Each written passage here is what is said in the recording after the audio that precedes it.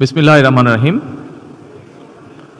আজকের এই ইফতার মাহফিলের অনুষ্ঠানের সম্মানিত সভাপতি, ইফতার মাহফিলে উপস্থিত সম্মানিত সকল রোজাদারগণ, সকল উপস্থিতিবৃন্দ, আসসালামু আলাইকুম। প্রথমে আমি বাংলাদেশ জামাতে ইসলাম এবং তার নেতৃবৃন্দকে আন্তরিকভাবে ধন্যবাদ জানাচ্ছি। আজকে আমাকে, আমার সাথে আমার নেতৃবৃন্দকে এবং আমার সাথে আমার সফর সঙ্গীবৃন্দকে এই ইফতার মাহফিলে দাওয়াত দেওয়ার জন্য। সম্মানিত সকল নেতৃবৃন্দ, উপস্থিতিবৃন্দ, আজকে এখানে শুধু আমি নই, এখানে শুধু বাংলাদেশ জামাতে ইসলামের নেতৃবৃন্দ বা কর্মীবৃন্দই নয়, আমাদের বাইরেও এখানে অন্যান্য আরও রাজনৈতিক দলের নেতৃবৃন্দ আছেন। এখানে আরও অন্যান্য সমাজের অন্যান্য বিভিন্ন স্তরের বিভিন্ন সম্মানিত ব্যক্তিবর্গ উপস্থিত আছেন আজকের এই ইফতার মাহফিলে।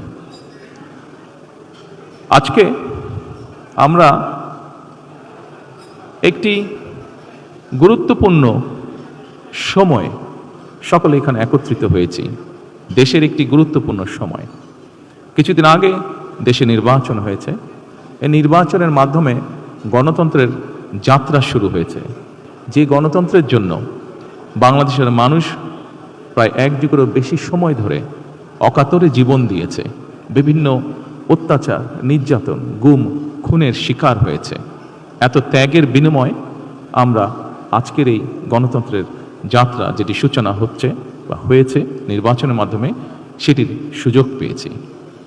এই ত্যাগের মাধ্যমে, এই আত্মত্যাগের মাধ্যমে হাজারো মানুষের অত্যাচার, লক্ষ মানুষের নির্যাতনের মাধ্যমে আমরা আমাদের বাক, ব্যক্তি স্বাধীন গণতান্ত্রিক অধিকার চর্চার সুযোগ আমরা ফিরে পেয়েছি। সেজন্যই প্রথমেই আসুন আমরা আল্লাহর দরবারে শুকরিয়া আদায় করি।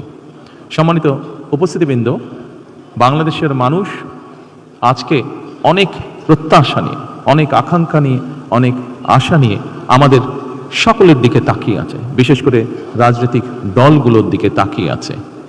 আজকে আমাদের এই ইফতার মাহফিলে আসুন আমরা আল্লাহর নামে শপথ গ্রহণ করি যে আমাদের আগামী দিনের কাজগুলো হবে এই দেশের মানুষের ভাগ্য পরিবর্তনের জন্য। আসুন আমরা আল্লাহর দরবারে সেই রহমত চাই যার মাধ্যমে আল্লাহ আমাদেরকে এই দেশের মানুষের ভাগ্য পরিবর্তনের জন্য, এই দেশের ভাগ্য পরিবর্তনে কাজ করার তৌফিক আমাদেরকে আল্লাহ তাআলা দিবেন। পরিশেষে আমি আবারও বাংলাদেশ জামাতে ইসলাম এবং জামাতে ইসলাম নায়েবে আমির শফিক সাহেব সহ সকল নেতৃবৃন্দকে আন্তরিক ধন্যবাদ জানাচ্ছি আজকে এখানে আমাদেরকে দাওয়াত দেওয়ার জন্য। আসসালামু আলাইকুম।